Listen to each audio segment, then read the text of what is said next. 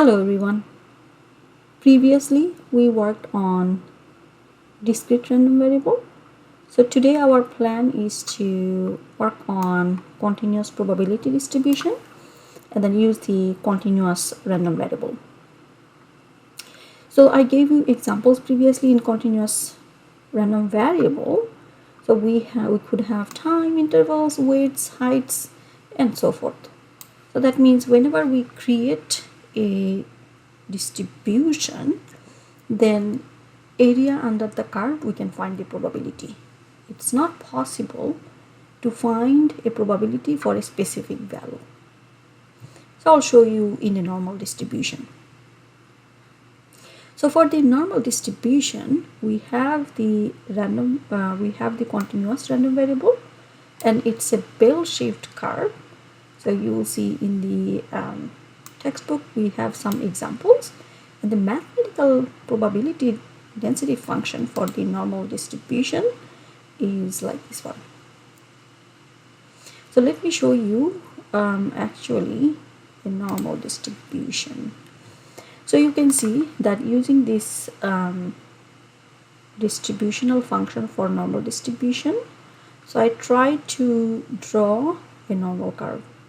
So you can see that if I divide this curve, this one, into half, then on the both side it's actually the same. That means it's a bell-shaped curve. So here the mean for this distribution is 2. So you can see that I colored them, and then mean for this distribution, sorry, it's -2, and then the variance is 0.5. So the three of these curves, all of them are normal distribution, but their mean and their standard deviation is different. That's why you can see that they are showing up at a different place, and their shape is different based on the mean and based on their standard deviation. That means the central location and the how the variability they have, how they will be distributed, the shape of them depends on these two.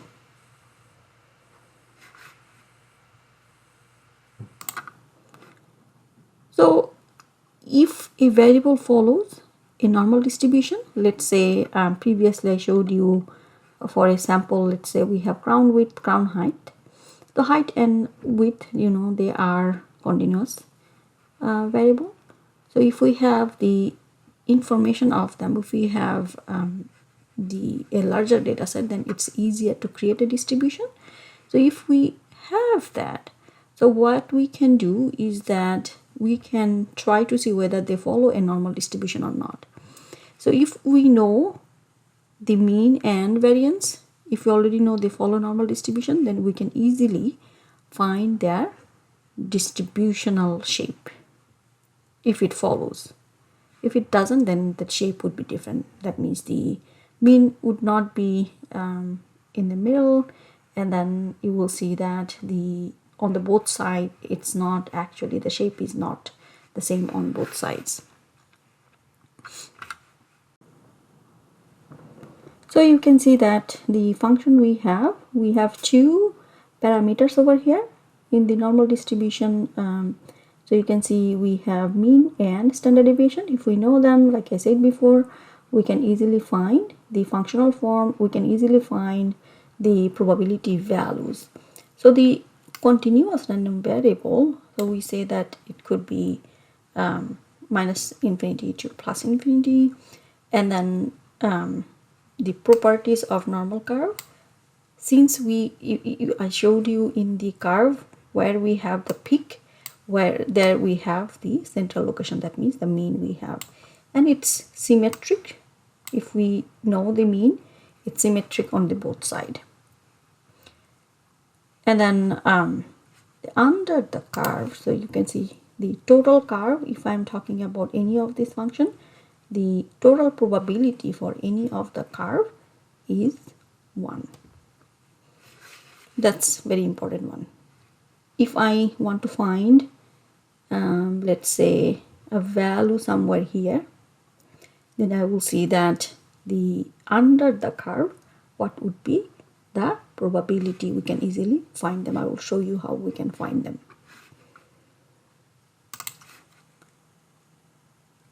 Let's say I have another curve, and then it doesn't look normal, but let's say it's normal. It's because of my drawing. So if I know the mean is here, if I know the mean is somewhere here, then I can easily say that if I want to find the probability under this value, then I can use the table, the normal distribution table, and I can find what might be the mean, what might be the probability of this curve. We cannot find a probability of a specific value because there is no area in the continuous random variable. There always should be an area that where we can find the probability. We cannot find the probability of a specific line or a specific value. So we have to say what's the interval, or what's the under the curve where we are talking about, which area we are mentioning.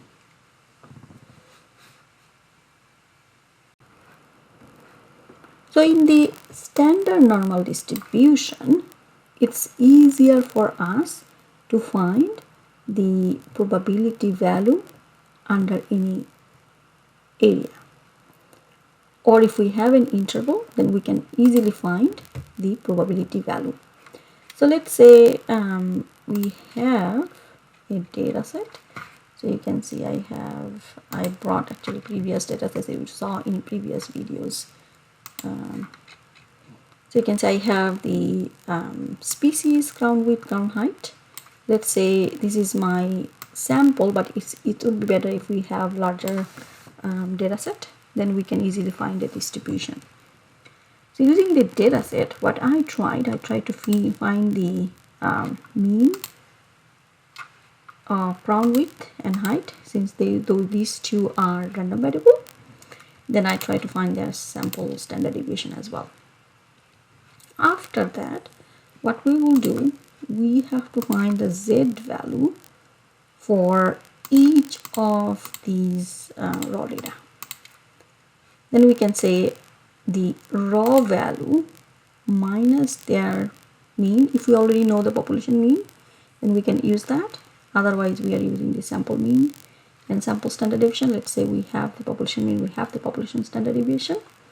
We can use that, and we can try to find for each of those values what would be the z value. So that means the 169 minus mean divided by standard deviation. That's what I try to do. And you can find each of them. It's easier to find. Let's say, oops, it actually went a little bit above this line. I'm doing it here. Okay, so you can see I can easily find what would be the value minus the mean. Let's say this is our population mean, and then divided by the standard deviation. I found the z value for 178. The raw value is 1.22. So what we can do using these values, I can find what would be the under the curve. Let's say that's the normal distribution. Let's say it follows normal distribution, and then we have the mean. We know the standard deviation of the this distribution. Then we will try to see since we already have the z value using this equation, we found the z value. So when we convert them, then the mean is at 0 and standard deviation becomes 1. If we already find all the z values using this equation, then we will see that all z values, if we again find the mean and standard deviation, then we will see that mean would be 0 and then standard deviation would be 1.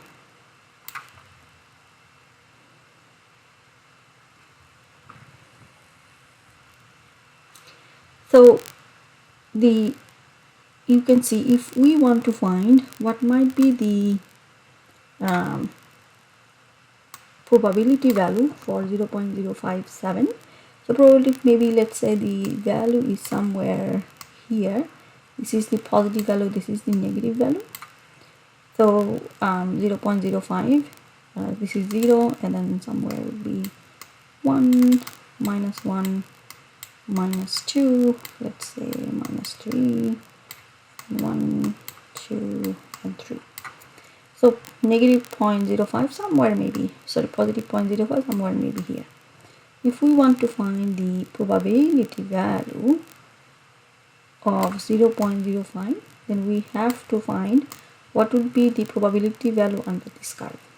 We can find what would be the probability more than 0.05 or what will be the probability less than 0.0577. So to do that, all we need to do is to use the Z table. Let's actually remove the annotation first. So the Z normal curve where we have that, so we need to use that, and then let me reduce the file, then it will be easier.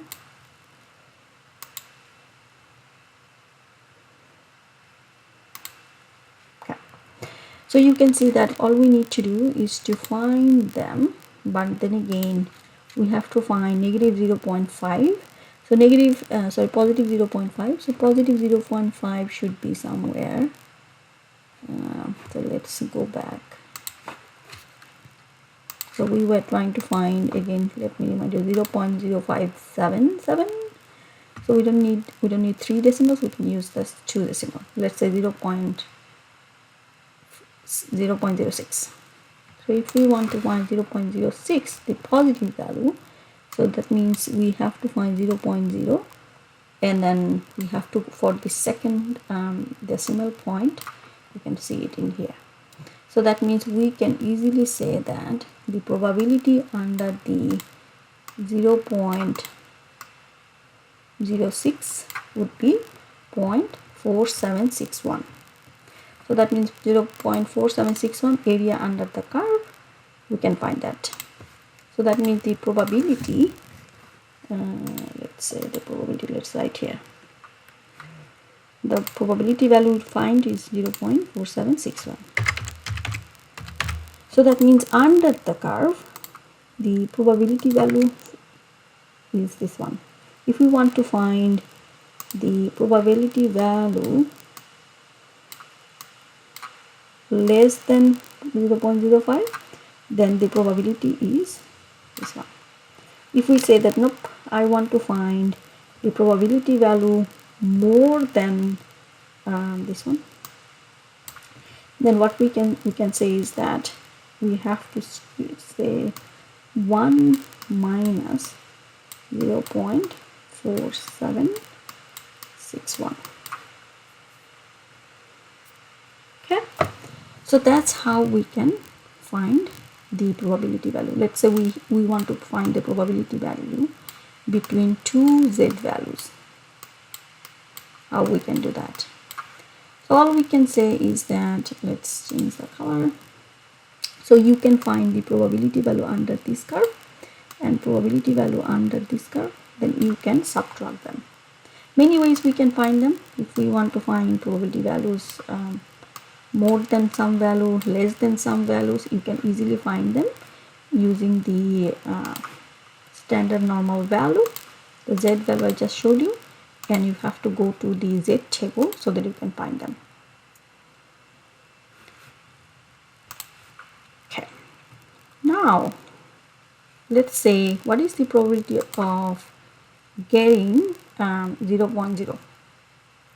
So that means let's say this is the Z value.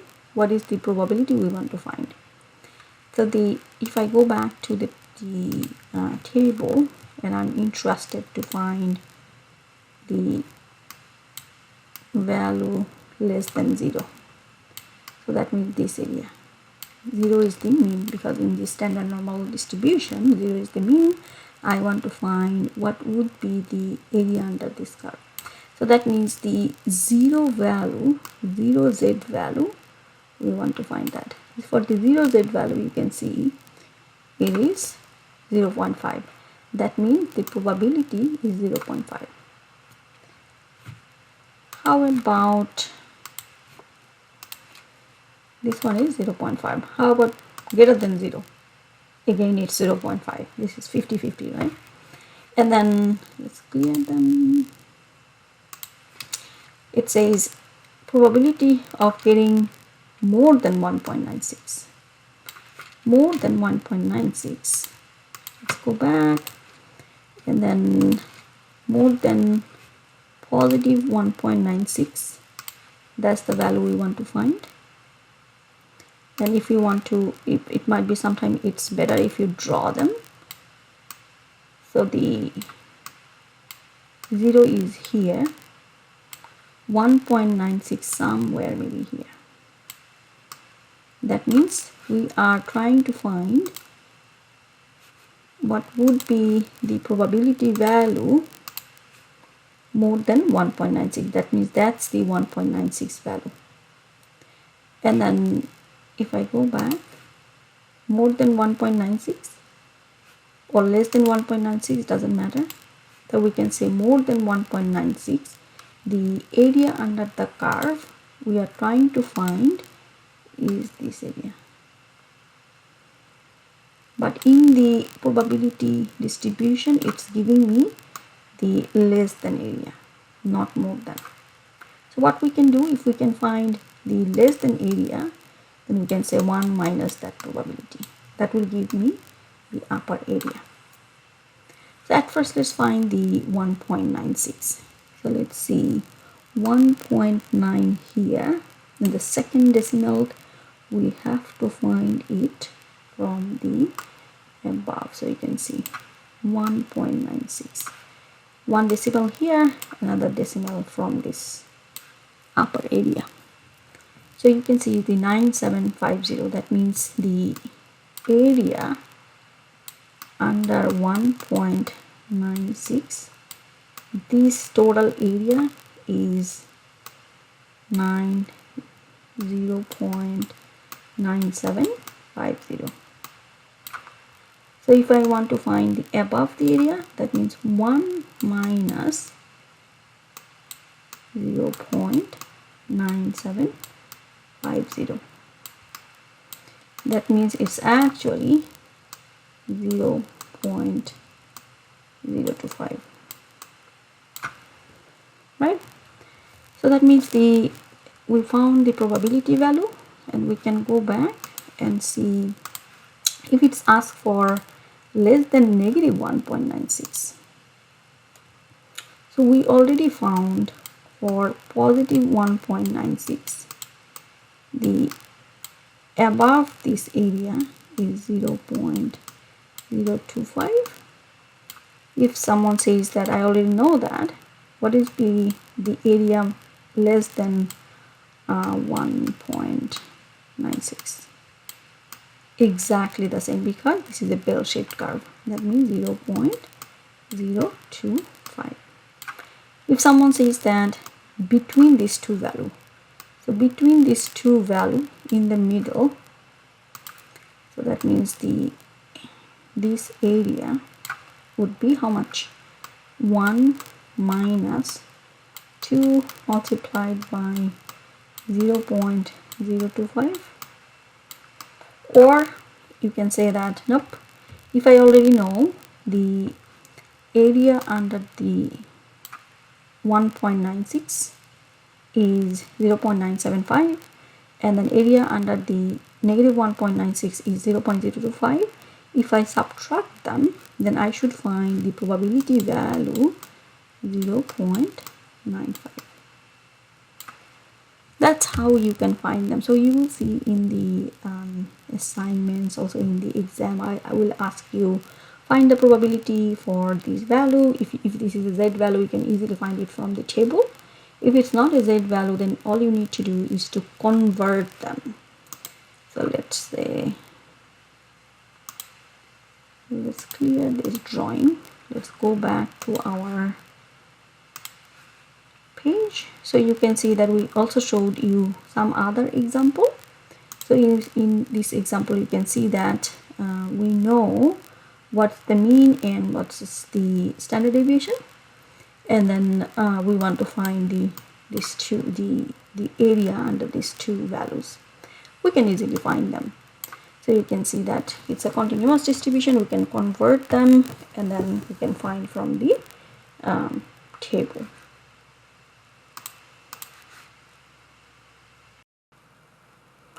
One correction here, previously I showed you that the probability for 0.05 is 0.47, but it should be more because it is more than 0.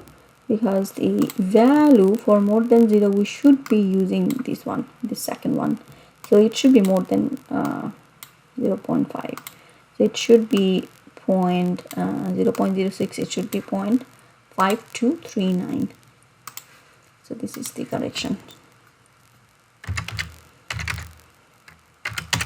So that's the under the curve. Previously I showed less than 0.5, but it should be more than 0.5. So the another thing is the normal approximation to binomial. Sometimes you will see that the binomial random variable, it might have the mean is the probability of success multiplied by the trial number, and then you saw that before in the probability binomial distribution. Then if n is infinite, then what happens is that it's actually is the standard normal distribution. So sometimes it happens. We didn't give you any question from there, but sometimes you will see that the one distribution is approaching to another distribution. I hope this video helped you. Try to draw them always whenever you try to find any distribution, or you try to find any standard normal value, or you try to find the probability value. Draw them and then try to find area under the curve. What would be the probability if you already know the z value? That's it on standard normal and normal distribution. Thank you.